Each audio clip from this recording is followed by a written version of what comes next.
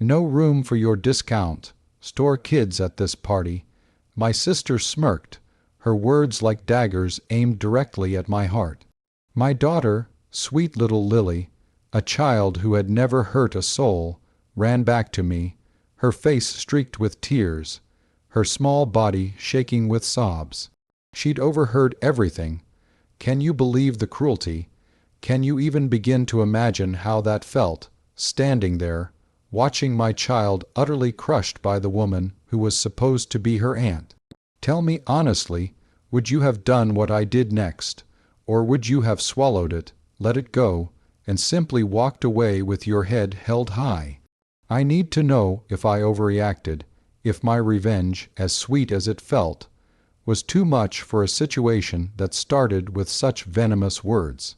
It all began, as most family sagas do, with a perfectly normal, if slightly strained, relationship between two sisters, me and Sarah. We're only 2 years apart, and growing up, we were inseparable, or at least that's what I remember. Looking back, there were always subtle cracks, faint lines that hinted at the chasm that would eventually open between us. Sarah was always the prettier one, the more popular one, the one who effortlessly excelled at everything. I was just me, the quiet, artistic one, happy to live in her shadow, content with my own world of books and drawings. Our parents, bless their hearts, never overtly favored one of us, but society, and Sarah herself, certainly did. She went to an expensive private university on a scholarship, then landed a high-flying job in corporate finance. She married Mark, a man whose family name practically dripped with old money, and they quickly built a life of lavish holidays, designer clothes, and a house that looked like it belonged on cover of Architectural Digest. Me, I went to the local state university, studied early childhood education, and became a kindergarten teacher. I loved my job, truly, but it didn't come with the same glittering accolades.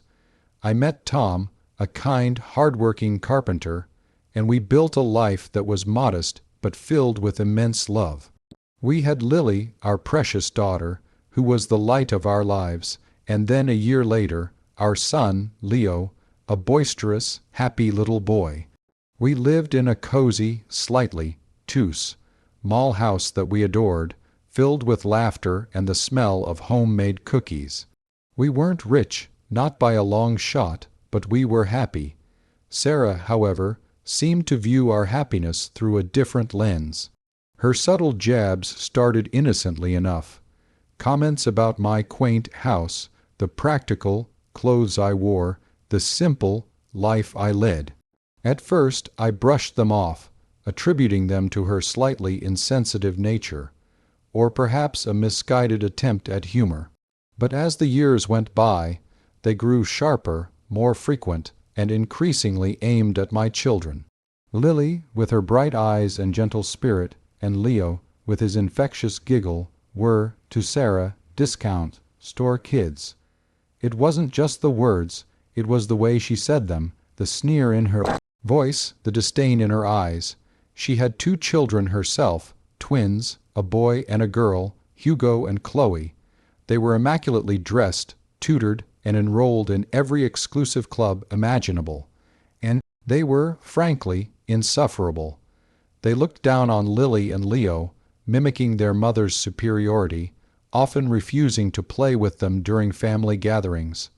I tried to talk to Sarah about it, to explain how hurtful her comments were, not just to me, but to the innocent ears of our children.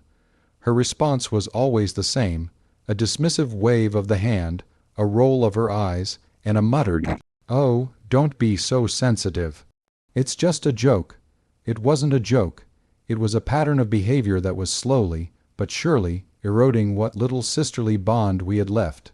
Tom, my rock, urged me to cut ties, to protect our children from her venom, but she was my sister, family, and I held on to the desperate hope that one day she would change, that she would see the joy in our lives, the beauty in our children, and finally truly love us. I was wrong. The breaking point arrived with Hugo and Chloe's 10th birthday party. Sarah, as usual, was planning an extravagant affair. This wasn't just a birthday party. It was an event, complete with a catered menu, a professional magician, a bouncy castle that looked like a small palace, and a guest list that rivaled a small wedding. The invitations were exquisitely embossed hand-delivered by a courier, and ours arrived a month in advance. Lily and Leo, despite everything, were excited. They loved parties, loved cake, and naively, still looked forward to seeing their cousins, even if they usually ended up playing by themselves. I, on the other hand, approached it with a sense of dread. I knew what to expect: veiled insults, judgmental stares, and the constant feeling of being an outsider in my own sister's home. But for the kids, I endured. We bought thoughtful, age-appropriate gifts, wrapped them brightly, and dressed Lily and Leo in their best. Albeit not designer outfits, the day of the party, a beautiful Saturday afternoon, arrived. We drove to Sarah's sprawling mansion, the tension in the car almost palpable. Tom tried to lighten the mood, cracking jokes, but even he seemed a little weary. As we pulled into the long, winding driveway, filled with luxury cars, Lily, ever the innocent, pointed excitedly at the bouncy castle. "Look, Mommy, it's so big!" she exclaimed, her eyes wide with wonder. I smiled, trying to mirror her enthusiasm, but a knot was forming in my stomach. We walked towards the grand entrance, music drifting from the open doors. Sarah met us at the threshold, impeccably dressed, her perfect smile not quite reaching her eyes when she saw us. "Oh, you made it," she said, her voice dripping with feigned surprise. "I wasn't sure you'd brave the journey from your neck of the woods." Tom gritted his teeth, but I squeezed his arm, a silent plea for him to stay calm. "Of course, we made it, Sarah." "Happy birthday to Hugo and Chloe," I said, handing her the gifts. She barely glanced at them, passing them off to a waiting maid. The party was a blur of flashing lights, loud music, and perfectly coiffed children. Hugo and Chloe, surrounded by their equally privileged friends, barely acknowledged Lily and Leo. My kids, bless their hearts, tried their best to integrate, to find someone to play with, but they were consistently met with polite but firm rejections. Lily, with her sweet nature, tried to offer one of her small, hand-drawn pictures to Chloe, who simply tossed it aside, declaring, "I only like real art." My heart ached for her. I took her hand and led her to a quieter corner, trying to distract her with a plate of mini quiches. Leo, surprisingly, found a few minutes of joy on the bouncy castle before being nudged off by a much larger, older boy, a friend of Hugo's, who then proceeded to stick his tongue out at Leo. I intervened, gently telling the boy to be careful, and his parents, hovering nearby, just chuckled, muttering something about boys being boys.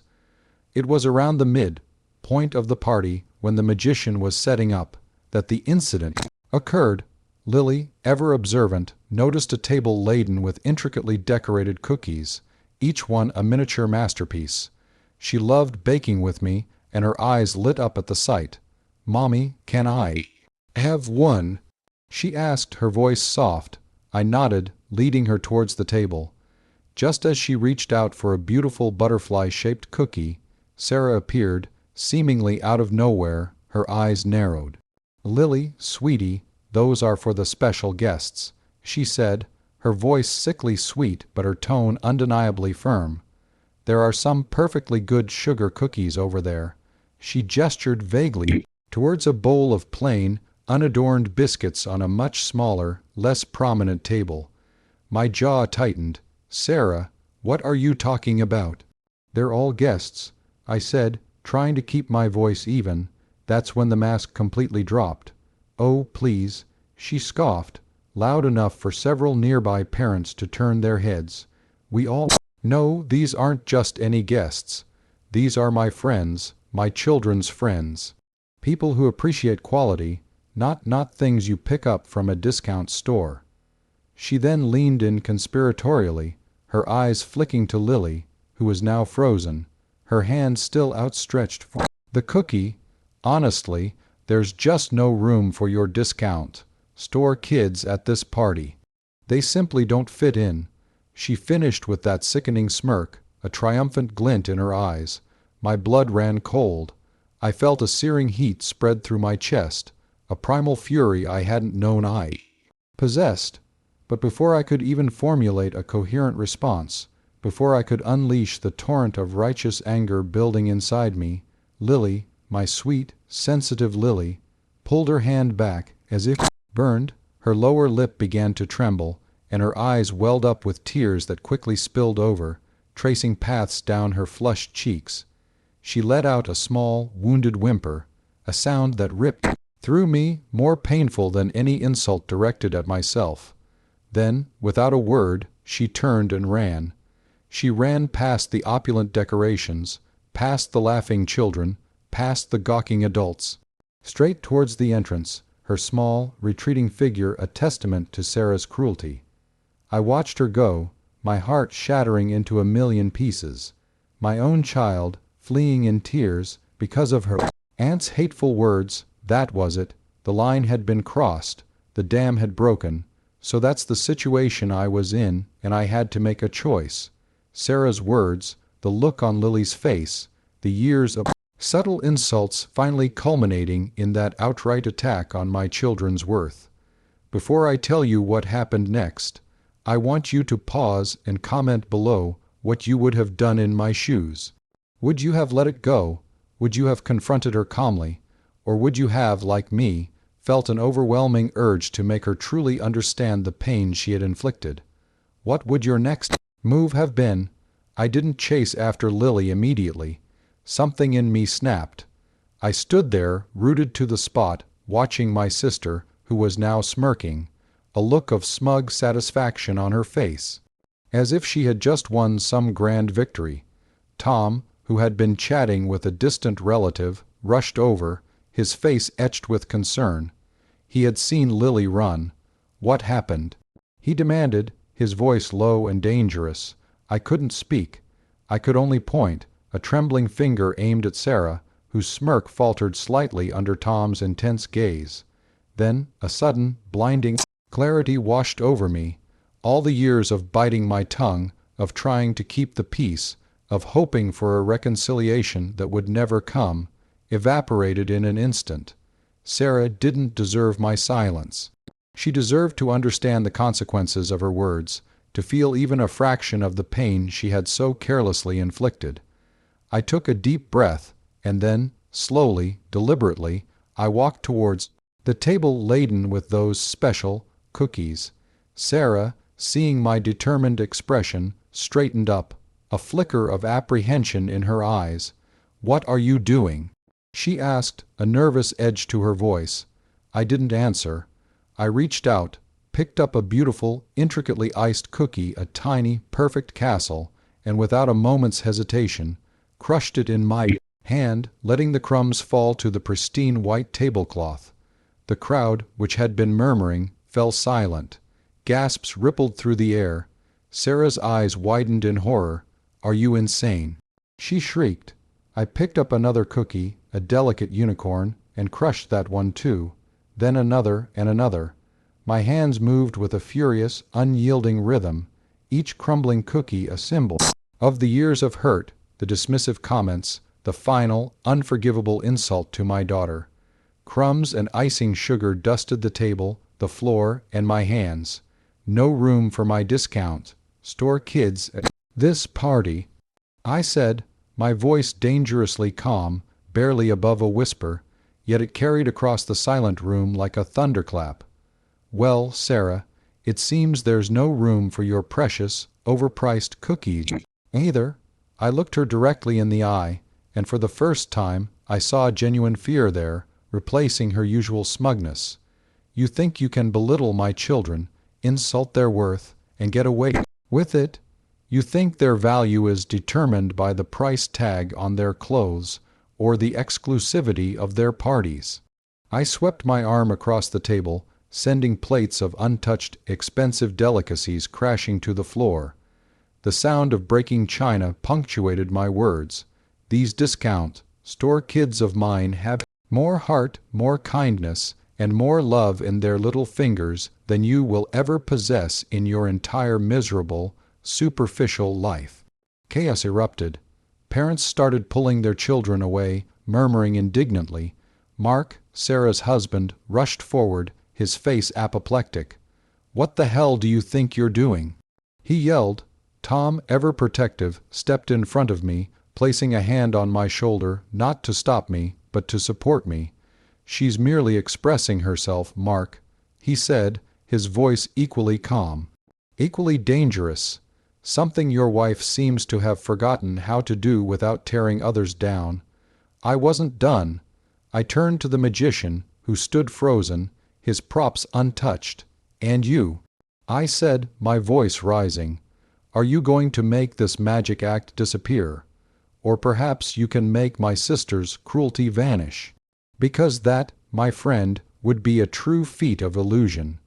Then I looked at the bouncy castle, the symbol of their extravagance. A mischievous, almost childish, idea sparked in my mind. "Tom, darling," I said, a dangerous sparkle in my eye, "would you mind terribly if we deflate their little kingdom?" Tom's lips twitched. He knew what I meant. He walked over to the bouncy castle, found the air pump, and with a swift, decisive motion, pulled the plug. The magnificent, castle-like structure began to slowly but dramatically sink, sighing softly as it deflated, a visual representation of Sarah's crumbling empire of snobbery. Children who had been playing on it scrambled off, looking confused and upset. Sarah let out a piercing shriek of pure outrage. "My party, my beautiful party, you've ruined everything," she wailed, tears finally streaming down her face, not of sorrow, but of fury and humiliation. "Good," I said, a bitter satisfaction flooding through me. "Now you know how my daughter feels. Now you know what it's like to have something you cherish be torn down because of someone else's malice." I grabbed Tom's hand. "Come on, honey. Let's go find our amazing, irreplaceable, discount store kids and take them somewhere they are truly loved and appreciated." We walked out of the party, leaving behind a scene of utter pandemonium. The sounds of Sarah's enraged shouts and Mark's sputtering protests followed us. We found Lily and Leo huddled together in our car, Lily still sniffling, Leo trying to comfort her.